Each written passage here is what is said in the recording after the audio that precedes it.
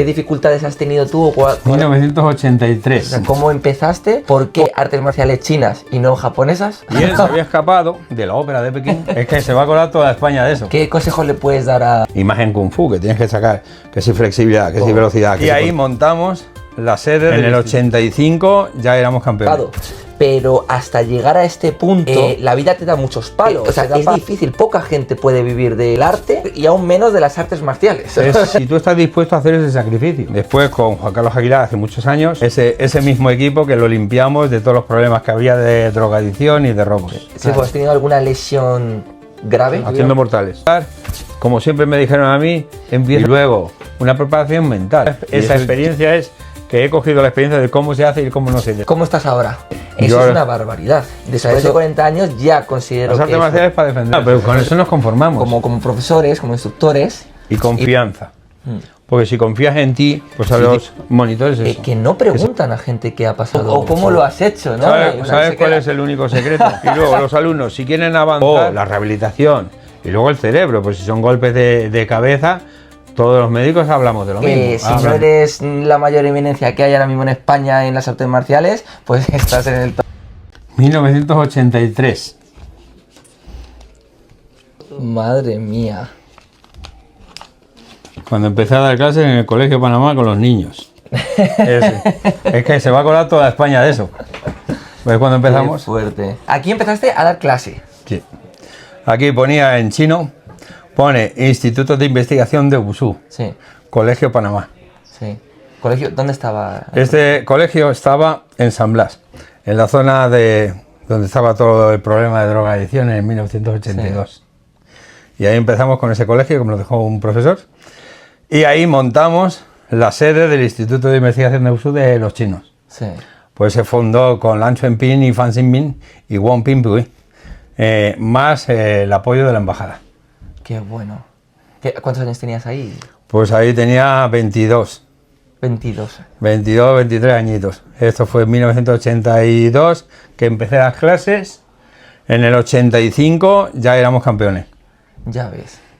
Ese mismo equipo que lo limpiamos de todos los problemas que había de drogadicción y de robos. Claro. Y de 40 y tantos niños nos quedamos con 23, 24. Claro. Pues bueno, vamos a empezar la entrevista. Hemos hecho aquí un parón. Bien, hola a todos, ¿qué tal, chicos? Estoy aquí con Juan Carlos Serrato, con Shifu Juan Carlos Serrato, que yo creo que si no eres la mayor eminencia que hay ahora mismo en España en las artes marciales, pues estás en el top 3 o en el top 5, con otras personas mayores también, ¿no? De la época. Y nada, pues vamos a hacerle una entrevista charla, porque quiero aprovechar y que nos cuentes toda tu experiencia, Shifu, porque me ha puesto lo que sea, que en este poco rato y te vas a quedar en un 5%. Bueno, o sea, va a ser difícil. Vamos a intentar resumirla. Vamos a intentar resumirla, no solo tu experiencia, sino también eso, que des consejos. A mí me encantaría también me encanta cuando se hace una entrevista, no solo la biografía de la persona, que es motivante también, sino también te voy a preguntar así, ¿qué le dices a un principiante? ¿Qué consejos le puedes dar a un joven que está empezando a dar clase? Todo eso, te iré preguntando de todo un poco. Porque, hombre, a ver, sí que es necesario ayudar a la gente cuando empieza desde cero, porque se mete en un mundo que es verdaderamente apasionante. Sí. Pues empezamos. Venga, cuando queráis. Aquí me has dicho que tenías 22 años. Sí. Pero yo quiero saber qué hubo antes de los 22 años. O sea, ¿cómo empezaste? ¿Por qué? ¿Por qué artes marciales chinas y no japonesas o coreanas? ¿verdad? ¿Sabes? Claro, ¿por qué elegiste el Wushu? Y bueno, ¿cómo sucedió el que entraste? Bueno, a ver, mucha gente no lo sabe, pero yo soy huérfano. Yo estuve en un colegio que se llama Auspicio. Sí. Era un hospicio donde se metían los niños y los padres los metían allí. Y yo estuve allí desde un año hasta que me adoptaron, que fue a los 11 años. Sí, o sea, 10 años. 10, 11 años me adoptaron los padres adoptivos que habían tenido a mi hermano. Sí. Entonces yo estuve en el hospicio ahí esos 11 años y luego a la salida, cuando me adoptaron en Madrid, pues a los 13 años me vi unas imágenes en un poste, en un árbol, que había un chino dando una pirueta Y a mí me gustaba ese ambiente, y dije, pues mira, voy a ir a verle. Así sin más. Así sin más, con 13 años. ¿Qué fue? Con 13 años me fui al gimnasio a verle, lo consulté con mis padres adoptivos y me dijo, sí, vete a verle. Y esto estaba en el Puente Segovia, a la otra parte de Madrid. Sí. Pero bueno, encajamos bastante bien. Nada más entrar, vi a la gente estirando de piernas, tirándose al suelo, que era lo que habíamos visto en alguna película en aquel entonces. Sí. Y resulta que le pregunté al chino que si yo me podía apuntar tan jovencito, y dice, sí, sí. Entonces a partir de ahí me encarrilé. Y la verdad es que yo me iba todas las tardes a partir de las 7, desde las 7 hasta las 9:30. De la noche. De la noche, que era cuando él daba las clases porque él tenía un restaurante. Y él se había escapado de la ópera de Pekín. Anda. Y se había quedado en España. Que es una de las famosas óperas que vino a España en 1970 y algo. Y se quedó. Y se quedó aquí en España y ya montó un restaurante que le llamó Shaolin. Qué bueno. Ese fue el primer restaurante que se llamó Shaolin y que ya se hablaba en aquel entonces de Shaolin. Sí. Y él es Fan Xinmin, de la aldea de Henan. Y cuando él se quedó aquí en España, yo estuve con él desde entonces, pues hasta 1992, 93. Estuve unos 10 años con él. Sí. Lo que hicimos luego pues es prepararme con la preparación física especial de Shaolin, la preparación que tenía del palo del mono. Él era el experto en la ópera de Pekín del Rey Mono, hacía de Sun Wukong. Entonces toda la preparación que tenía de flexibilidad, agilidad, salto, eso es de Wushu. Sí. Y es de Wushu de Shaolin. Sí.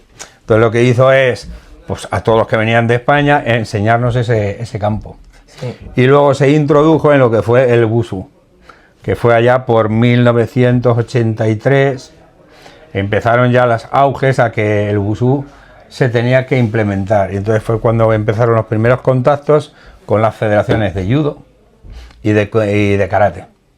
En karate estaba el kung fu implementado y en judo se montó el departamento de Wushu. Sí. ¿Por qué? Porque karate no lo aceptaba a los de Wushu. No aceptaba las condiciones o no aceptaba lo que él quería hacer. Sí. Y entonces, bueno, pues los maestros chinos Lan Chuanping, Fan Xinmin y Wong Pingpui se fueron a judo, hablaron y montaron el departamento de Wushu. Eso fue en... 1984. Eso te iba a decir, ¿no? En el 84. En el 84. Ahí sigue. Y en el 82 y 83, y en el 82-83 yo estuve con Muay Thai. Con Muay Thai, entrenando Muay Thai. Puro y duro. Entonces estuvimos con Roger Pachi y Tomás Méndez, que fueron los que montaron en el departamento de Muay Thai, conmigo en España, Wow. en la Federación de Boxeo. Es que estás hablando de un momento en el que, claro, estaba todo muy virgen. Sí. El terreno era muy virgen, sobre todo en artes marciales chinas, porque eso, judo, karate sí ya llevaban un tiempo, pero... Sí, judo y karate eran los que 10 años a lo predominaban. mejor, pero tampoco mucho más, ¿no? No, el judo venía desde 1945-46. ¿A España? Sí, sí. Empezó por la vía militar. Sí. Y ese llamado karate estaba en la Federación de Judo, integrado en la Federación de Judo, y en esos momentos se separó, en 1970 y algo se separó de judo. Y justo cuando nosotros entramos en la Federación de Judo, 1984 por ahí, se separaba Taekwondo Sí. de la Federación de Judo y montó su propia federación. Sí. Entonces nosotros ya integramos en un departamento. Pero bueno, el entrenamiento con Fan Xinmin siempre ha sido muy duro, ha sido muy fiel a la tradición china, Sí. porque él era del norte y no hablaba muy bien español. Entonces lo que él hacía era mantener un poco la dinámica de entrenamiento de China. ¿Cuántos erais en clase más o menos en esa época? Muy pocos, éramos unos 15 o 20. Bueno, 15, 20 no está mal. Sí, pero para un volumen de clases como ellos tenían de casi 100 y pico personas. Claro, claro. Aquí en España, y a veces éramos 15, 10. O sea, Sí, pero bueno, sí. yo me mantuve fiel entrenando con él desde entonces. ¿Qué crees, Sifu, que te hizo, o sea, que te hizo diferenciarte de tus compañeros? Porque probablemente empezaseis muchos con ese maestro tal, bueno, en las artes marciales, y 20 años después, 30 años después, probablemente quedes tú y uno o dos más, que es lo que suele pasar, ¿no? Que de las generaciones suele quedar una sola, una persona, dos personas. Bueno, la gente fue abandonando muchos. O sea, pero son circunstancias de trabajo, de cambio de vida, etcétera. O porque se van cogiendo familia. Entonces nosotros lo que hicimos, a mí me gustó el sistema, pues yo vivía en la calle. Yo a los 14, pero a los 16 me echaron a la calle. ¿De los padres adoptivos? Sí, ¿y a tu hermano también? No, a mí solamente, porque hubo un problema familiar que yo intermedié para salvarlo, sí, y me llevé la culpa del problema. Entonces, sí, bueno, pues me echaron, Dije, no pasa nada. Años después, ¿cómo ves la situación? Pues genial. Que he luchado mucho, pero me ha salido genial. ¿Por qué? Porque la verdad es que o afrontas las realidades o sí, te pegas de hostias contra la pared. Sí.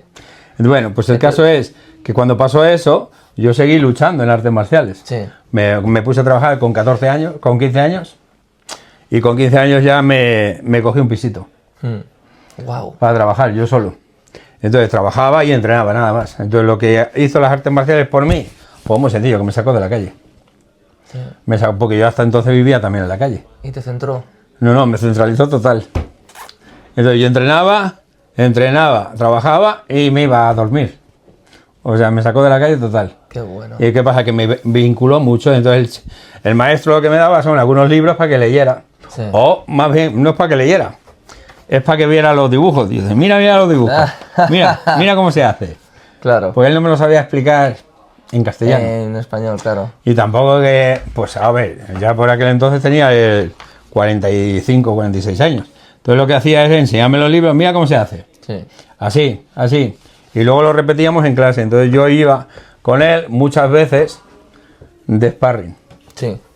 Y entonces yo recuerdo una anécdota que estuvo entrenando a la nieta de Franco, de Francisco Franco. ¿Dónde? En el Retiro. Y él hacía tai chi y le enseñaba a la nieta de Franco, que le gustaba mucho el tai chi, y venga, vente conmigo. Y así hacíamos las prácticas de cómo se hacía una llave de tai chi y cómo se tenía que colocar. Muy fuerte. Y digo, bueno, pues así también iba conociendo un poquito otras ramas, sí, que para entonces para mí eran totalmente desconocidas, como el tai chi. Sí. En esa época, bueno, con 22 años ya, este maestro ya no estaba en España, cuando tú ya tenías 22. Sí, cuando... sí. Ah, sí, pero tú ya cogiste estas clases. Yo ya cogí el colegio. A dar las clases en el colegio este de San Blas. Sí. ¿Qué pasó ahí? Luego, por ejemplo, cuando yo cogí el colegio, ya mayor, entonces yo ya iba solamente martes y jueves. Entonces las clases yo las tenía con los niños lunes y miércoles. Sí. Y empezamos a preparar, como ya se había integrado el Wushu en la federación, a mí mi maestro me dijo, Juan Carlos, encárgate tú del tema del Wushu en España. Digo, ¿por qué? Pues porque yo había estado llevando el departamento de Muay Thai de España, sí, de kickboxing Muay Thai, y lo dejé con un beneficio de 1 millón de pesetas. O sea, yo sabía lo que quería. Organizamos la integración del departamento, cómo se gestionaba, cómo se llevaba a cabo y cómo se iban formando los monitores y profesores. Y como funcionaba bastante bien, pues mi maestro me recomendó para la federación que yo llevara el área de Madrid. Sí. Y entonces, pues bueno, lo que hice es presentar la dimisión en boxeo para volver a coger el departamento de Wushu de Madrid. Pero antes de esto, supongo que para mantenerte tenías que tener otro trabajo. O sea, de camarero o de... No, yo tenía mi trabajo de seguridad. De seguridad. Yo cuando salí de la mili, desde los 15 hasta los 18 años, estuve trabajando en una tienda de ultramarinos y luego en una oficina. Sí. En una oficina era el botón, el que llevaba los mensajes. Y luego me fui a la mili y de la mili cuando volví, ya ahí la oficina ya no estaba. Entonces lo que hice es meterme en una agencia de vigilantes. Sí. Que lo lleva un comisario de... ¿Hasta cuándo estuviste? O sea, ¿en qué momento dijiste tú, vale, perfecto, esto me da para vivir? ¿No? Porque al principio pues no da para vivir nunca. Nunca me lo pensé que me iba a dar de comer. Sí. Nunca pensé que todavía me iba a dar. Sí. Por eso alternaba las clases del colegio más mi trabajo de vigilante. Sí. Que en aquel entonces empecé de vigilante y debido a las dotes que tenía se creó un equipo que en aquel entonces era escoltas. Sí. Hablemos de que los escoltas de aquel entonces tenían un problema añadido, que es que casi todos iban al País Vasco. Que era donde estaban los atentados de ETA y etcétera, y necesitaban los políticos y la gente que tenía empresas recursos para poder luchar contra la delincuencia de aquel entonces, que eran los etarras. Sí. Entonces había muchos vigilantes que se hacían escoltas. Sí. Pues esa etapa me tocó allí. Y luego aquí, de 1987, por ejemplo, hasta el 1995, más o menos cuando me duró esa etapa. Sí. Y yo seguía entrenando, seguía dando mis clases y siempre manteniendo. Por eso yo siempre decía que yo no quería horas extras. No, no quiero ninguna hora extra. Yo me apaño muy bien con lo que me dais y luego me daban mis clases. Por tanto, nunca pensé que me iba a dar de comer. Hasta que hubo un impasse en mi vida en el que decidí si seguía de vigilante, que no lo veía claro, o me dedicaba a la enseñanza definitivamente. Y eso ocurrió cuando ya mis hijos eran mayores. Wow, o sea, eso tenías 40 por ahí o Sí, algo así. con 40 años ya vi que mi hijo mayor ya era mayor y el otro tenía ya 17 años, dije ya, me tengo que ir. Y dedicarme a... Claro, porque hasta cuerpo y entonces alma. la responsabilidad eran los hijos, Sí. que es lo único que me ató, que la responsabilidad eran los hijos y tenía que Y sacar tenías primero que los darles hijos. de comer. Entonces, cuando los hijos cumplieron ya esa función, pues ya es cuando tomé la decisión, digo, no, a partir de ahora, lo mismo que hago para las federaciones gratis, pues nadie lo sabe, pero yo no cobraba nada en la federación. Sí, Vamos, ni un duro ni para teléfono, sí. todo salía de mi bolsillo. Entonces tomé la decisión de cerrar esa parte de mi vida y digo, bueno, la federación para los deportistas. El Colegio Panamá se lo dejé a otro alumno mío. Y empecé de cero y me despedí del trabajo. Qué fuerte. Dije, voy a empezar de cero. Y empezamos de cero aquí, un poquito más abajo, en la calle Avenida Pablo Iglesias, Sí. donde estaba la tienda de los Ochoa. No sé dónde está, pero Los en la cuesta. esquiadores que llamaban los Ochoa. Ah, o sea, que hay cerca una de Eso baile es, o algo así. Eso es, ese gimnasio era el que yo cogí durante 7 años. Wow. Entonces, claro, ese cubría las expectativas de que, bueno, era grande, tenía 400 metros, pero no cubría las expectativas cuando se fue desarrollando todo, de que yo ya pensaba en el futuro es que el techo era muy bajo. Sí, claro. El techo era muy bajo para poder continuar con los deportistas que tuvieran un nivel alto. Claro. Entonces ahí Gracias, todo. las acrobacias no, las mantuvimos, pero luego ya llegó un punto en el que había que tomar una decisión que era cambiar de local. Claro. Se pagaba mucho dinero y eso iba a ser perjudicial para los deportistas y para nosotros en el futuro. Sí. Y así fue. Cambiamos a un local mucho más grande, que tuviera altura, este tiene 6,5 metros. Sí. Puedo Qué tirar la maravilloso. espada, puedo hacer dobles mortales sin problemas Sí. del techo. Y a partir de ahí el equipo ha vuelto a renacer, porque en el Colegio Panamá empezamos a luchar y ahí tuvimos los primeros deportistas de alto rendimiento de España, Sí. de Wushu como tal. O sea, se hablaba de Kung Fu, pero el departamento de Kung Fu nunca ha salido ni a Europa, ni a China, ni a ningún campeonato internacional. O sea, ha estado 30 o 40 años en España sin salir para nada de España. No ha hecho nada. No, no. Entonces los deportistas hoy en día sabemos que no tienen derecho a subvenciones de la Federación de Kung Fu porque no son subvencionables. Lo pone el propio Consejo Superior de Deportes. Porque no salen a competir. Como no han salido y no están afiliados a ninguna federación internacional, Sí. pues no tuvieron salida. Si es que el Kung Fu todavía sigue muy perdido, ¿no? En cuanto a federaciones. O sea, de las escuelas que hay, pues cada una está de su padre y su madre, o no hay una unión. Ahí el Wushu sí que lo ha hecho mucho mejor, ¿no? En cuanto a tener ahí una estabilidad. Pero bueno, también es verdad que, fíjate, que una cosa que digo mucho de los chinos y los japoneses, y se nota mucho en su arte, los chinos son muy desordenados. O sea, los chinos son, en China, pues ¿cómo están en la calle? Pues escupen, los niños cagan ahí en la acera, que yo Libre he visto, albedrío. que no llevan pañales, todo, ¿no? Y los japoneses son como tremendamente estrictos y tal y cual. Así que pienso muchas veces eso, que claro, eso se extrapola también un poco a las artes marciales, a sus Sí, artes bueno, marciales. en España lo que ocurre es, a ver, que hay muchos grupos y no han visto una unidad para todos. O sea, el Wushu como tal y el Kung Fu como tal, pues disponen de los mismos métodos. Pero para que la gente quiere mandar en su cortijo, Siempre. pues bueno, pues Todo nada. el mundo quiere Pues yo mandar en su prácticamente yo me he unido a todos a ayudar. Me uní a la Kuosu, estuve federado en karate, pero no atendieron a nada. O sea, al final te das cuenta de que los únicos que están luchando un poco por el colectivo, aunque parezca que no, son los de judo. Porque si tú te atienes a los reglamentos, puedes participar en España, en Europa, en China. Sí. Pero no tienes por qué imponer unos reglamentos personales, no existen. Son los reglamentos que vienen a nivel mundial y desde allí se adaptan a los deportistas. El judo, ¿por qué funciona? Porque hay un reglamento mundial. Y yo me atengo al mundial, no al que hago en mi barrio. Sí. O al que hago en mi escuela. Dicen, sí, vale, usted puede hacer en su escuela lo que desee. Pero no podéis luego imponer su criterio a los árbitros a nivel autonómico o nacional. Sí.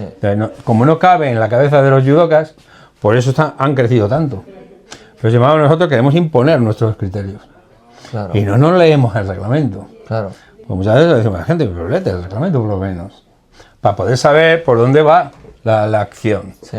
Porque en el reglamento es un sistema de enseñanza, en el que te dice cuáles son los errores de la postura, cuáles son los errores de la colocación de manos. Y eso mismo es seguramente lo que viene traspolado desde la antigüedad. Pues si te decían que alarga los huesos y estira los tendones porque allá donde quiera el chi llega hasta la punta de los dedos, es un sistema. Pero por eso te dice el reglamento que levemente doblado es 0,10 y notablemente es 0,3. O sea, te lo está diciendo con otras reglas. Sí. Pero el otro te lo decía con el factor técnico, Sí. o sea, o energético. Y sin embargo el reglamento te dice, me debes tanto. Y ahí lo entendemos mejor. Sí.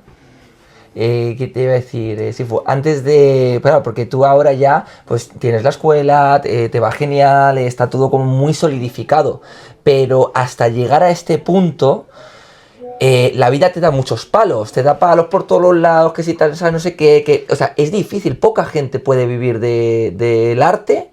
Y aún menos de las artes marciales. O sea, es difícil. Evidentemente no es imposible.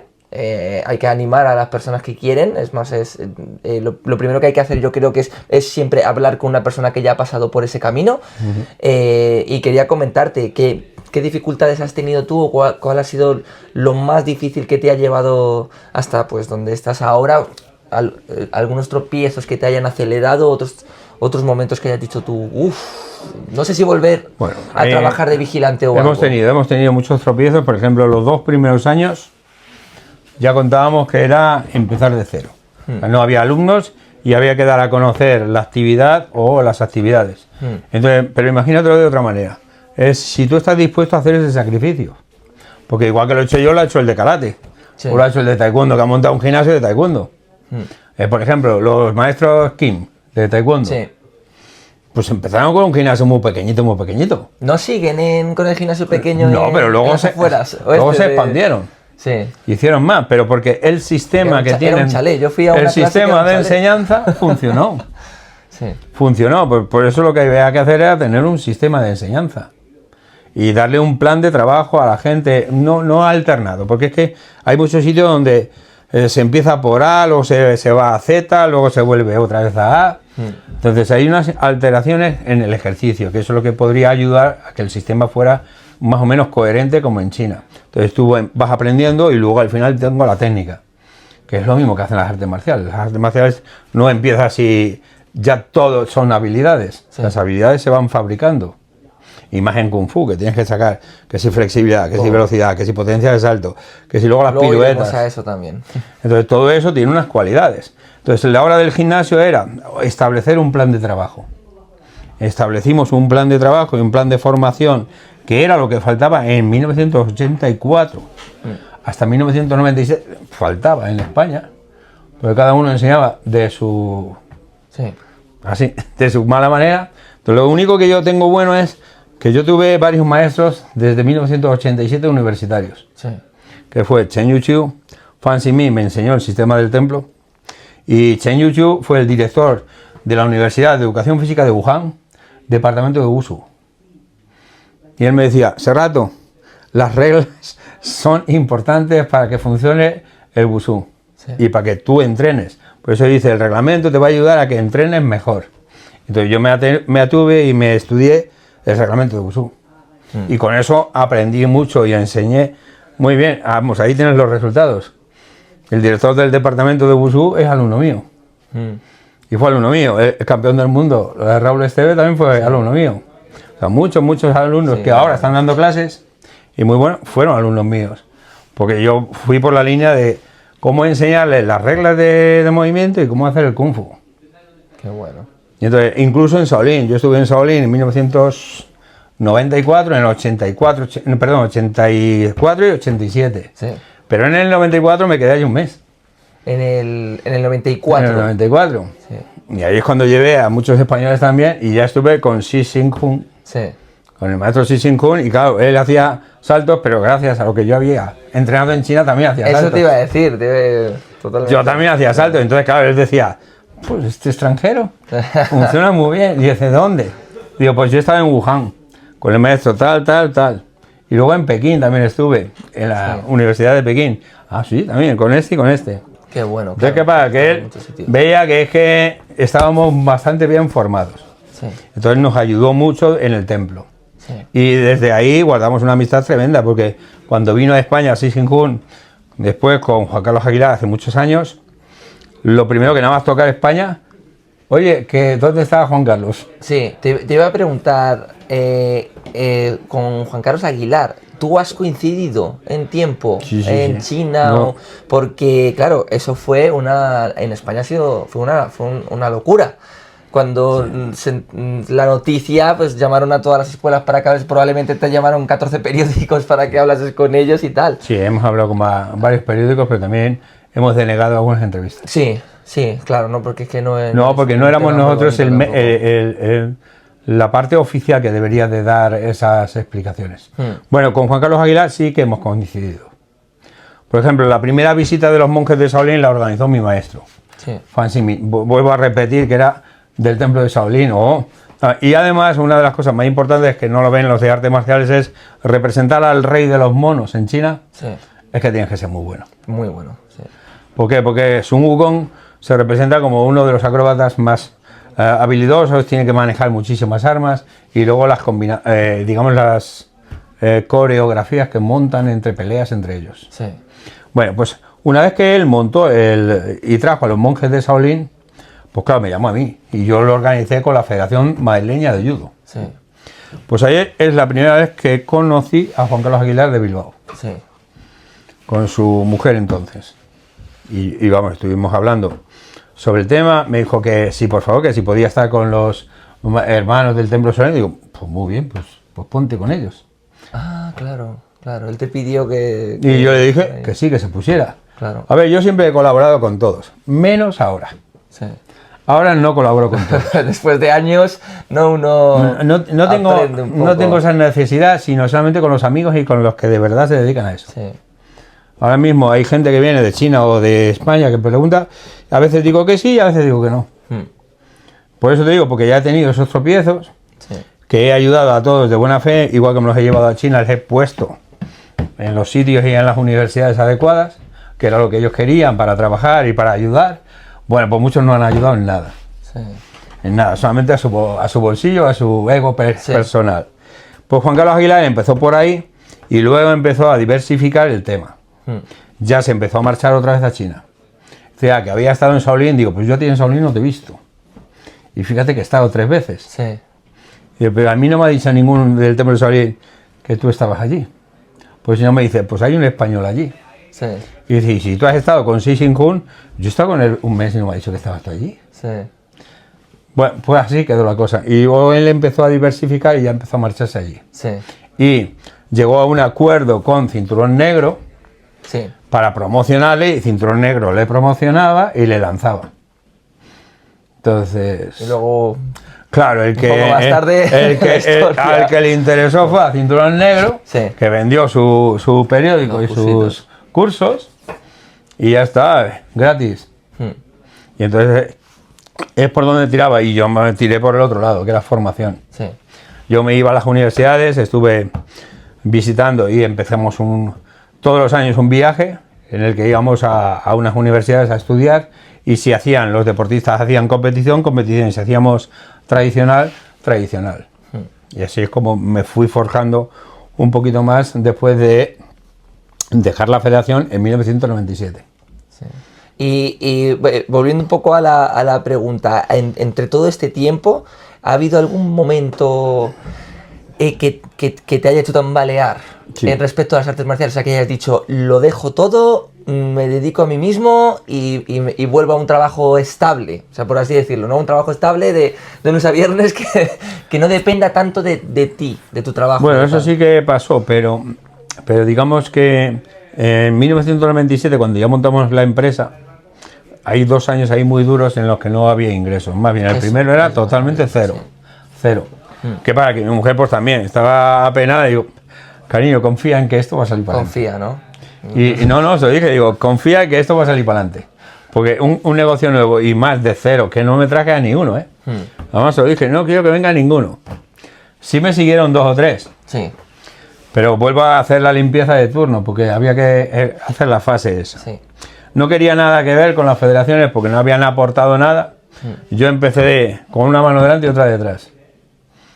Y es cuando empecé a luchar con la escuela y en ese tiempo, ese año lo dediqué a la programación. De todo lo que tenía que enseñar a la gente y cómo tenían que recurrir al aprendizaje. Pues en lo que daba clase me dedicaba las horas muertas a diseñar. ¿Qué diseñé? Los cursos de formación de monitores. Claro.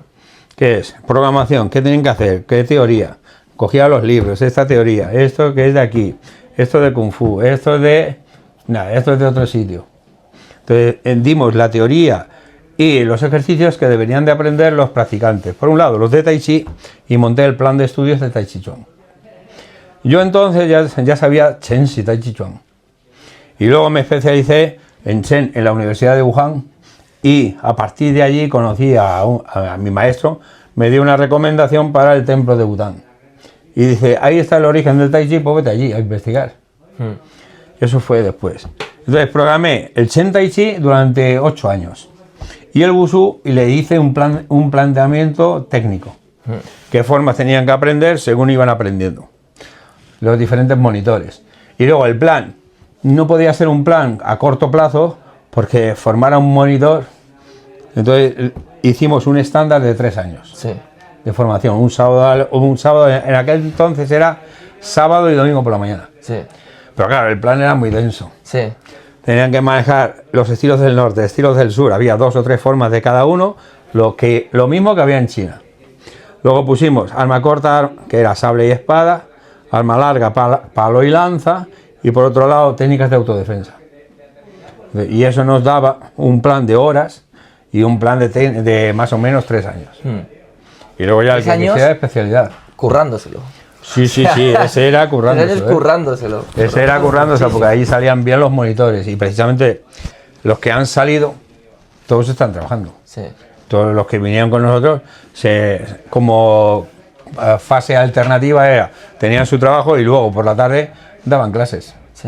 Claro. Y nos lo han dicho ellos, claro. y nos hemos formado muy bien gracias a todo lo que nos disteis de material. Porque claro, nosotros dábamos material teórico y práctico. No solamente eso, sino había teoría, había educación física, había primeros auxilios, había psicología. Sí, qué bueno. Y luego libros de apoyo, pues había libros de Wushu, había libros de diccionarios de Wushu. Todo esto siempre fue apoyado para que ellos tuvieran el contenido. Incluso cuando hemos hecho el Chen Tai Chi, varios de nuestros deportistas han competido en China. En Chiachuo, en la capital del estilo Chen. Y 2 han ganado. Uno medalla de plata y otro medalla de oro. David de Salamanca y Mouña de Valencia. Una chica. Dice, me han preguntado, ¿por qué? Porque presentamos trabajos fidedignos de ellos. Que era Pao Chui y Lao Chia. Qué bueno. Bueno, Sifu, tienes una flexibilidad tremenda. Que mantienes. Sí, yo. ¿Cuándo, fue la flexibilidad la cogiste de niño, de adolescente trabajando duro, o ha sido un proceso largo? ¿Has tenido alguna lesión que te haya impedido durante un tiempo trabajar? ¿Cómo ha sido tu proceso corporal? No, el aprendizaje fue con Fan Xinmin. Fue duro. Yo no era tan flexible. La verdad es que yo no era flexible. Con Fan Xinmin, todo el trabajo que hicimos de Shaolin se basa en la flexibilidad. El trabajo de Wushu es específico. Es específico desde hace 1500 años. La gente no lo entiende, pero la flexibilidad de Wushu es muchísimo más potente y muchísimo más mantenida en tiempos que cualquier otra que hayas hecho. Por eso la flexibilidad de Shaolin, él me obligaba mucho, mucho. Yo sudaba allí en mogollón. Sí. Yo salía empapado, cada clase de allí. Y luego la apertura, yo a los primeros no bajaba, pero te digo que el primer año ya empecé a bajar. Sí. Pero al primero vamos, me quedaba casi de pies. Sí. Hasta que el chino insistía, bueno, que si te empujaba, se ponía encima todo lo que hacía falta. Y luego, como además, pues si entrenabas mucho, pues él te cogía cariño. Sí. Y él, ¿cómo te pagaba? Pues haciéndote más putadas. Te tiraba más, te hacía esto. Y dice, no, esto tenemos que conseguir. Claro. Y luego ya, el entrenamiento con él fue muy, muy bueno, porque él conseguía que viniera, a lo largo de los años, que viniera gente de Pekín. Sí. Al gimnasio donde estábamos, ahí en Puente de Vallecas, que era un gimnasio de judo espectacular, pues un poco más grande que el mío. Y también muy alto. Pues allí construyó él una mesa de 3 metros de altura. Y desde ahí me enseñaba a hacer las mortales para atrás, cayendo al suelo así, con los leones. Porque todos los leones que se hicieron en el año 84, 85, 86, 87 y hasta el 90, los hacía él. Sí. Y nosotros, claro. Sí. Yo hacía del que hacía las acrobacias con los leones, y íbamos a la embajada, íbamos a un montón de sitios. Sí. Los restaurantes chinos también cogían eso como costumbre. Y a partir de ahí es cuando Claro. empecé a aprender cómo se manejaba la danza del león. Claro. Teníamos lanza de león del norte y lanza de león del sur.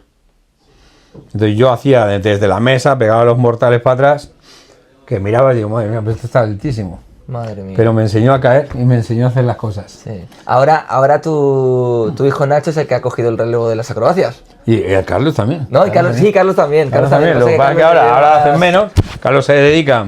Carlos es profesor en el Instituto de Cine de Madrid. Sí. Y es profesor de peleas para, digamos, para las luchas Sí. escénicas, porque tienen una asignatura ellos en el Instituto de Cine que es lucha escénica. Pues entonces él le enseña las peleas de las armas y las caídas. Y Nacho sí, Nacho la acrobacia sí, porque tiene mucha potencia de salto. Sí. La estuvo entrenando en Polideportivo de San Blas. Estuvo un par de años haciendo ya la acrobacia allí, Sí, igual, con sí. el equipo de élite que había, y allí se perfeccionó mucho. Entonces, ¿qué hacía? Pues la acrobacia de Wushu que ya tenía, la de parkour, que la estuvo haciendo más de joven, y luego la olímpica. Sí. Y con eso ha rematado faena. ¿Qué pasa? Porque en muchos eventos, pues por ejemplo Confusion Events, que es una empresa que trabaja mucho con teatros y formación y eventos, pues lo ha llevado por casi toda España, Sí. haciendo la acrobacia. Está toda la familia en el barco de las artes marciales. La verdad que ¿Cómo te sientes? se han ido involucrando. Porque uno a podría uno. haberte salido Carlos reggaetonero o algo, ¿no? Lo has dicho. Y que sea... La verdad es que si te digo la verdad, muchos chinos me lo preguntan cuando vienen aquí. ¿Pero haces tú solo? Digo, no, toda la familia. Toda la familia. Ah, Eso es dice, maravilloso. igual que en China. Digo, sí, gracias a Dios. Igual que en China. Lo han ido cogiendo como digamos, un sistema de trabajo. Sí, ¿les inculcaste de niños el amor que les saliese de ellos? Porque para que se dediquen a ello, yo pienso ¿sabes? Que lo has hecho muy bien, les has inculcado el amor sin obligación. No lo sé, a lo mejor me equivoco. No, yo no los he obligado. Carlos fue el primero que vino al Colegio de Panamá, pero siempre le llevaba yo de acompañante. Sí. Pues mi mujer tenía que trabajar, es decoradora, y trabajaba en obras, yo me lo llevaba al niño. Ya que estaba en el colegio, venga, vente conmigo. Pero nunca lo he obligado. Siempre he dicho que tiene que ser como él lo vaya adaptando. Incluso hubo etapas en las que no quiso entrenar. Sí. De ¿Rebeldía? los 8 a los 8 a los 9 o 10 años no quería. Vale, pues nada. Pues no entrenes, claro. Pues no entrenes, no pasa nada. Pero como sabes lo que pasa es que si lo vas viviendo, Sí. pues al final, si no lo hace un chico, lo hace una chica, y luego el otro, pues yo quiero participar, y luego empiezan a participar. Sí. Pues con Nacho me pasó lo mismo. O sea, nos llevábamos al gimnasio, pero no era obligado que entrara. Sí. A no ser que quiero entrar en clase. Pues venga, va, cógete tu kimono. Y entonces empezó a entrar en clase él solo. Sí. Y hasta los 18. Luego a los 18 hizo el curso de formación de monitores. Sí.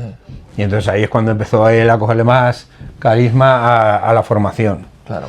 Pero a partir de que le llamaron para hacer varios eventos, ya vio que la acrobacia se le daba bien, Sí. y empezó a coger ese campo también. Sí. Y por ahí lleva mucho tiempo, porque ahora está en Guasou, Sí. y le han llamado de muchos sitios. Sí, sí. Bueno. Trabajan bien los dos. Sí. Sifu, ¿has tenido alguna lesión grave que te haya Sí. tenido parado mucho tiempo y con la recuperación? Sí, y todo yo eso? tuve una rotura parcial del tendón de Aquiles, Sí, del pie izquierdo, ¿Pero haciendo tuvieron? mortales. claro. Haciendo mortales en una recepción, al pegar con talón se me partió. Sí, Pero no se partió todo, se partió la mitad, entonces no se operó para que se regenerara. sí, Lo único que luego fuimos haciendo, volvimos a hacer los ejercicios de estiramiento del tendón de Aquiles, que me dijeron que era muy bueno y teníamos varios médicos chinos que conocían a mi maestro y me dijo que insistiera, que se me puso muy, muy ancho el tendón de Aquiles, sí. pero bueno, le empecé a masajear y ya he conseguido que tuviera el de antes. Qué bueno. Y ahora la flexión conseguí que estirara y ahora los saltos empecé a hacerlos otra vez y nada. Eso fue en el 89. Wow, o sea, sí, fue hace mucho. 89, pero. Y luego tuvimos una pequeña rotura, bueno, rotura de medio gemelo. Sí. Ahí por los ¿Del saltos. mismo? No, este fue el derecho, pero por los saltos. Sí, claro. Pero la recuperación también fue buena. Esa. Claro. Y problemas de cadera, de rodilla, de hombro, nada. Qué maravilla. Eso no. Qué maravilla. De eso no, porque mira que me caigo y me tiraba antes más. Pero había muchas, porque yo he hecho varios estilos de caídas, como boxeo de mono, luego tuve Titan Chuan para campeonatos, luego el boxeo del tumbado, que es ese, y cayendo y de espaldas y demás, lo que amortiguaba mucho era con musculatura. Sí, Entonces, gracias a Dios, no. sí. Hubo un momento en el que ya, evidentemente hubo un momento, por eso digo, que más o menos, ¿cómo fue el momento en el que tú dijiste, mira, estos estilos ya no? Porque Titan Chuan ya no tiene sentido que lo, que lo haga ya. Para los que no lo saben, es muy acrobático, es muy exigente. O sea, hacer palomas en el suelo con la cabeza. Sí, ese es un estilo que a los chinos les gusta mucho, pero como tú dices, es una etapa. Claro, Lo único que de toda esa experiencia es que he cogido la experiencia de cómo se hace y cómo no se debe de hacer. claro, exacto. Y lo puedes enseñar. Para que no te lesiones. Claro. Entonces, una de las miras nuestras es evitar la lesión. Claro. Entonces, a la hora de practicar, muchas veces el estilo te dice, ya, hasta aquí. La edad te dice, no hagan más. Porque hay muchas posibilidades de lesión y tu recuperación ahora de mayor es mucho más difícil que de joven. Sí. Entonces, ahora miro mucho cómo hacer una muestra y si tengo una duda, para eso está la informática y hago, espera un momento, mira, así se hace un salto. Claro, pues ten en cuenta que hoy en día los saltos que hay, que están muy bien, que son espectaculares, que pueden salir en las películas, pero ahora tú tienes un tirabuzón con apertura de piernas directo. Sí. O sea, como lo hagas mal, te rompes. Sí. Y luego, ahora empiezan 540 más apertura. Sí. O sea, y esto todo en el aire. O sea, a la hora de enseñar, yo miro mucho que los deportistas nuestros o las chicas que tengan mucho cuidado en no lesionarse. Sí, sobre todo. Por eso hacemos unos previos de calentamiento, cómo se debe hacer el giro, cómo se debe hacer el salto y luego de fortalecimiento. Claro, Que son los previos para que no tenga lesión. claro. Exacto. Qué bueno. ¿Cómo estás ahora? Yo ahora estoy ¿Cómo- genial. ¿Cómo te sientes? Porque llevas en el mundo de las artes marciales, pues voy a decir que más de 40 años, ¿no? Por ahí, un aproximado. Sí. Eso es una barbaridad. O sea, eso es algo que yo siempre digo, para considerar a una persona un artista, a mí me hace gracia porque salen de la universidad y la gente ya se cree algo solo porque ha estudiado el título, ¿no? Soy psicólogo. Bueno, no eres psicólogo, has estudiado psicología. Ahora tienes que conseguir que tu ambiente y tu entorno y los años y la experiencia te consideren psicólogo. Entonces es cuando eres psicólogo, no con 22 años que has tratado a nadie. Entonces, después de 40 años ya considero que eso es un maestro de artes marciales, un artista que lo ha demostrado con el tiempo. ¿Cómo Bueno, te yo sientes creo. respecto a eso? Yo ahora sí que me encuentro como Sifu. Sí, Pero porque la palabra Sifu en China representa otra cosa muy diferente a lo que aquí tiene la gente como tal. Entonces, la experiencia lo que te ha dado ese carisma o ese conocimiento añadido. sí, Entonces, Sifu en China significa padre adoptivo. Al margen de que tú seas un Sifu, hay dos maneras de interpretarlo. Sifu es un experto en algo, pero cuando lo hablas de referencia de artes marciales, se escribe con la palabra padre. padre, sí. Entonces, el padre adoptivo es porque cuando la gente iba al campo, te deja a tu hijo. Entonces, y te lo deja un par de meses. O toda la temporada que viene de siembra, eso no lo entendía la gente. Entonces, te lo deja y él tiene un patio para enseñarles.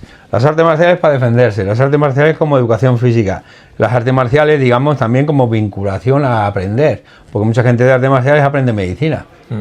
Y luego el Sifu le enseña matemáticas, física, lengua, escritura.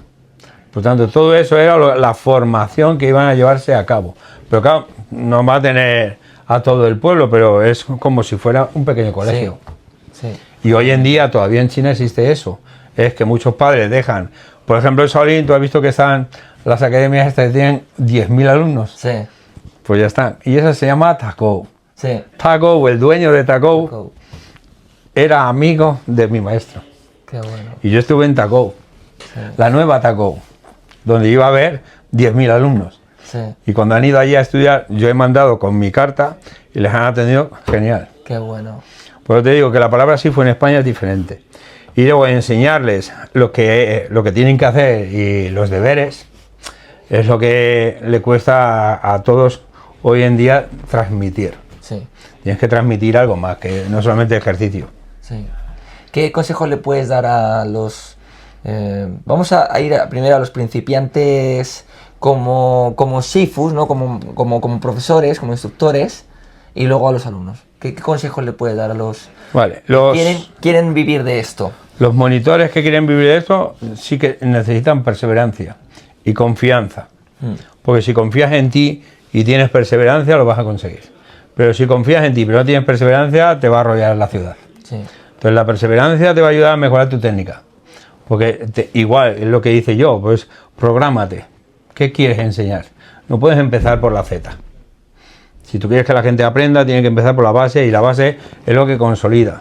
Por ejemplo, siempre que traemos a un maestro de China, lo primero que nos pregunta es ¿qué nivel tengo en clase? Porque así se programa y dice, vale, pues estoy en este nivel o estoy en este. Sí.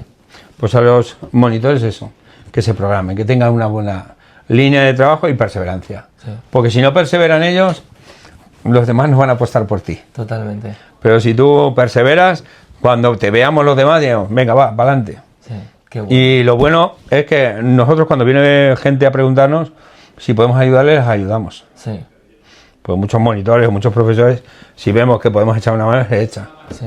Yo veo, esto es un error que veo en mucha gente, yo no sé por qué, supongo que será por vergüenza o algo, que no preguntan a gente que ha pasado por el camino por el que quieren ir ellos, ¿no? Pues tú llevas 40 años en las artes marciales, oye, ¿cómo te has mantenido?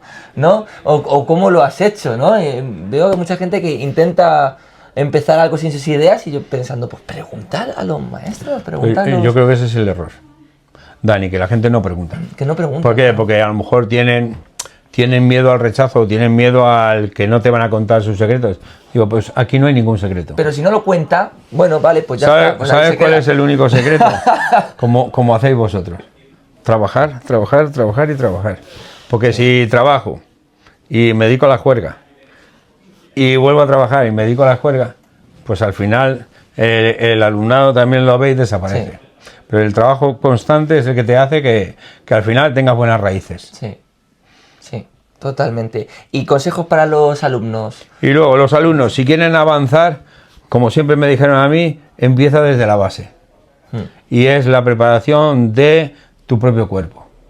O sea, tu propio cuerpo son las bases. Si mi ejercicio se dedica, por ejemplo, al Kung Fu, pues tengo que dedicarle la estabilidad, los ejercicios de piernas, la flexibilidad. ¿Por qué? Porque es con lo que tú te mueves con tus piernas. Sí. Tú no tienes alas para volar, ni tienes agallas para nadar. Entonces, tus piernas son las que te van a ayudar. Y es lo que los chinos le dedican mucho tiempo, es al cuerpo. Sí. Entonces, a partir de ahí, si confías, vas a ver cómo hay una progresión constante. Totalmente. Mucho. Siempre digo Mabu Kung Fu, importante, Mabu, las piernas, ¿no? Bien, que no sé si has notado en los últimos 10-15 años una diferencia a la hora de enseñar.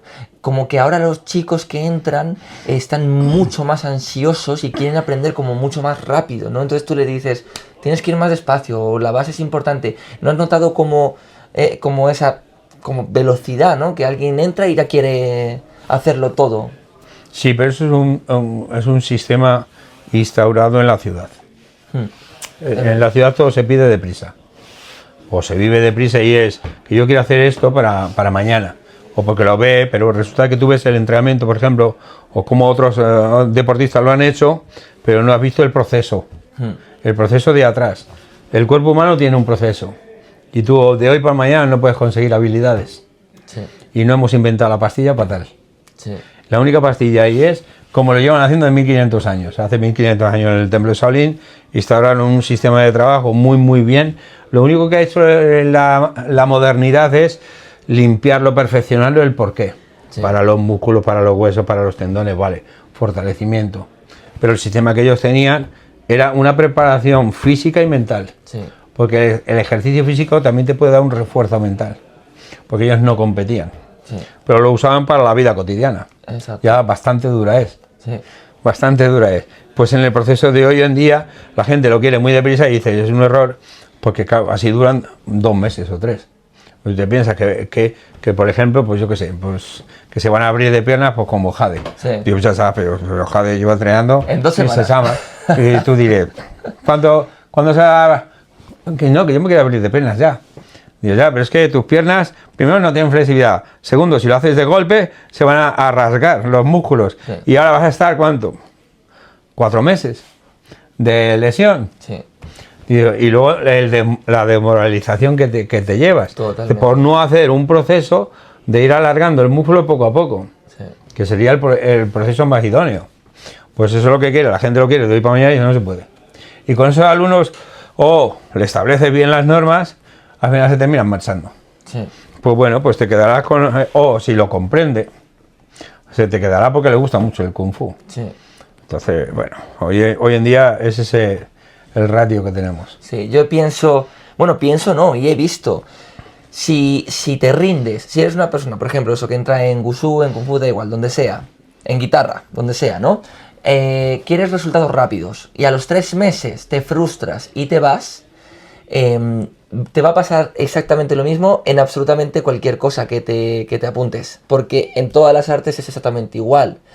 Tienes que superar esa barrera emocional, ¿no? Que de esfuerzo y de tal. Si no lo haces, no es por el Wushu, no es por el Kung Fu, es que te va a pasar donde sea. No, es la propia persona. ¿Sabes? Es así, exacto, es la persona. Pero por eso te digo que es la ansiedad de conseguir esto lo más rápido posible. Y no vemos los procesos de aprendizaje que tiene que tener. Por eso la paciencia o la calma te ayuda a ver el proceso. Sí. Tienes que ver el proceso antes de que te agobies. Digo, no llego. No llegas porque tú estás viendo ya el futuro y tú ya quieres hacer aquello porque estás pendiente de aquel. No, si tú quieres llegar con tus cualidades, tienes que hacer los procesos. Sí. Y cuando reconoces los procesos, entonces ya podrás ir mejorando constantemente. Sí. ¿Qué se le puede decir a estos chicos, ¿no? Vamos a poner unos 20 años, que ahora mismo tienen esa presión, tienen esa frustración, y es que lo ven todo muy negro. ¿Qué consejo le puedes dar, Sifu, desde tu experiencia que hayas sobrevivido a cada palo de la vida? La idea es explicarles el proceso que van a tener. O sea, si van con esa ansiedad, es explicarle el proceso. Mira, el primer paso va a ser este, pero hay un tiempo de espera, que es el tiempo en el que el músculo reacciona o los huesos reaccionan, etcétera. Y el ejercicio físico no se hace de hoy para mañana, porque la adaptación que tienes es poco a poco. Si en el empleo ese de entrenamiento lo reconoce, podrá seguir creciendo. Pero si no lo reconoce, entra con su frustración. Sí. Luego, este mismo ejemplo es el que tuvo Bruce Lee. Bruce Lee y Ip Man, cuando se lo presentaron, porque Ip Man tenía, como antiguamente se hacía en Hong Kong, una selección de alumnado. O sea, tú no entrabas a clase, sino a ti te presentaba un alumno. Y el alumno te presentaba al maestro, y el maestro dice, ¿quién responde por él? Y entonces, uno de los alumnos avanzados de Ip Man decía, yo respondo por el Sifu. Bueno, pues los primeros días, porque Bruce Lee era un peleador callejero. De los primeros días les puso a hacer el Chan Chuan Kong. Sí. Las posturas del árbol, y cada vez decía, ¿y qué hago yo aquí? ¿Y qué? En su mente decía, ¿y yo qué hago aquí? Y yo pensé que me iba a enseñar a pelear o a hacer técnica. Y el maestro decía, no. Primero tienes que calmar tu mente, tienes que saber cómo te va a estabilizar esto y cómo te va a dar una fuerza de posición y una fuerza mental. Entonces no es que ya estás deseando pelear, así no se empieza, así no tienes calma y no vas a ver la reacción del oponente cuando se ponga en guardia contigo. Entonces, y así lo tuvo un par de meses. Sí, madre mía. También a ver si perdía la paciencia. Exacto. Entonces, una vez superada la paciencia, comprendió Bruce Lee que este era un ejercicio inmenso, un ejercicio potente. Y a partir de ahí le empezó a enseñar técnicas a doblegar con la calma. Sí. Porque Bruce Lee era muy impulsivo, lo sabe todo el mundo. Mucho. Pero uno de los ejercicios que Jim Man le mantenía siempre era ese. Sí. Cuando le veía trabajar. Qué bueno, qué bueno. Hoy en día, no sé yo si... Esta es otra pregunta que quería hacerte. ¿Qué diferencia hay entre los antiguos maestros, ¿no? Vamos a llamarlos maestros de las fotos en blanco y negro, Sí. a los maestros actuales? Porque claro, tú ahora hay muchas cosas que no se pueden hacer de antaño. Sí. No, por ejemplo, no puedes tener 2 meses a un alumno así porque evidentemente no lo vas a tener. O sea, está clarísimo. Ha cambiado un poco esa... ¿Cómo lo ves, Sifu? ¿Cómo ves esa...? Vale, pero yo creo que los maestros de antiguamente, aunque el sistema es duro, pero veamos un poco el sistema. El sistema es que si tú quieres ser muy bueno, solamente hay un método, que es que estés fielmente afianzado en el sistema y que te enseñen lo más duramente posible. En China, por ejemplo, son muy buenos, pero tienen una competencia de 1.500 millones. Y tú tienes una competencia de 40 millones. Entonces aquí, bueno, si no eres bueno en esto, pues serás bueno en otra cosa. Pero allí es que tienes que ser muy bueno para que tengas muy buenas cualidades y poder integrarte en cualquier sitio de trabajo. Sí. Entonces si eres, por ejemplo, vamos a hablar de los traductores. Pues resulta que un traductor allí no solamente habla un idioma, habla 3. Y claro. Nosotros españoles, ¿cuántos hablamos? ¿Medio o...? Y el nuestro casi. O el nuestro. Y entonces, claro, pero con eso nos conformamos. Pero para ellos no es conformarse con la mitad de algo, sino cómo me voy esforzando para que cuando lleve mi etapa de adulto ya no tenga que preocuparme. Pero sin embargo es al revés. Nosotros nos preocupamos cuando ya estamos en la etapa de adulto. Digo, pues ahora te cuesta el doble estudiar, el doble hacer esto, el doble hacer lo otro. Y entonces lo tomas como un hobby y con mucha paciencia, pues no lo vas a conseguir. Entonces los maestros de ahora, lo que tenemos que inculcar son que te guste, darle el amor por esa disciplina y cómo lo llevas hasta arriba. Sí. Si no, no lo conseguimos, porque también tenemos que pensar, ¿para qué la necesita? Para rehabilitación, para fortalecimiento, por hobby, por pasión. Sí. Tienes que ver, ¿para qué lo quieres? Por eso las preguntas a veces son interesantes antes de que empiece la clase.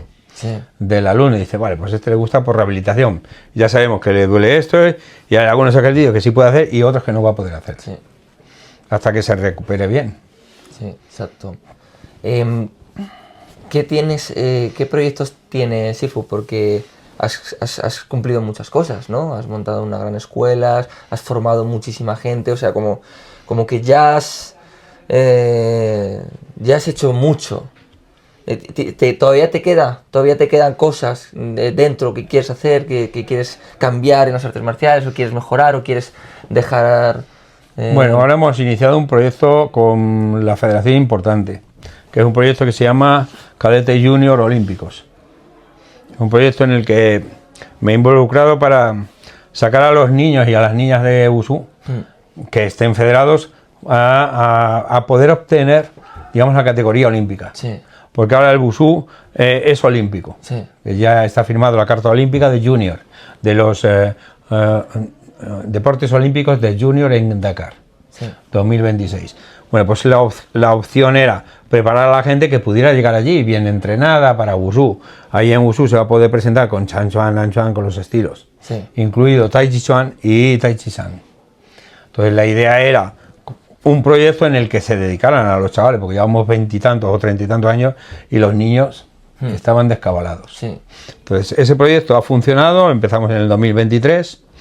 23-24, los niños y las niñas que han participado tienen muy buenos resultados en el campeonato, en los campeonatos autonómicos que le corresponden de su edad y nacionales, y ampliamos este año 24-25. Sí. La federación está contenta, el departamento de Wushu ha visto que hay una progresión y vamos a ver si lo vamos manteniendo y podemos verles en la Olimpiada, por lo menos para mantener ese espíritu, que son los niños. Y por cierto que es gratis, o sea que es que encima es gratuito.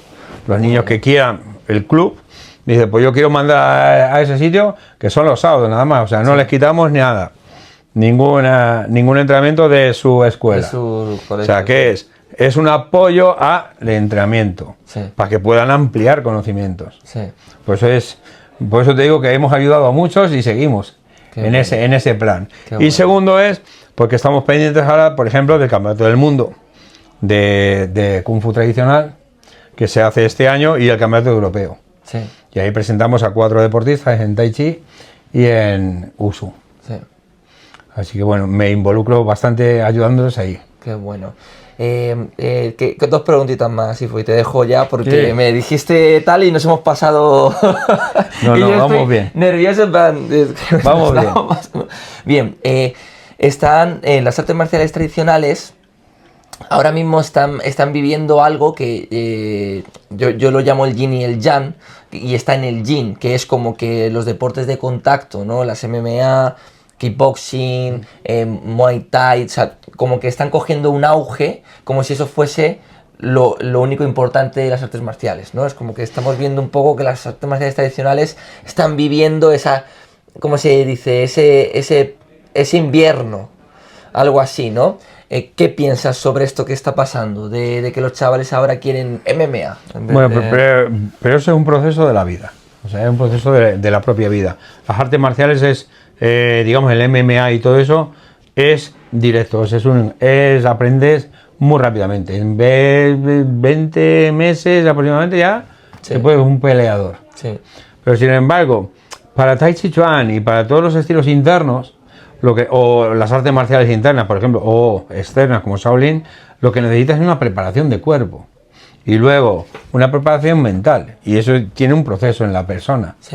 Y luego en la pelea lo vas a ver muy rápido, y lo que quieren es desfogarse rápidamente.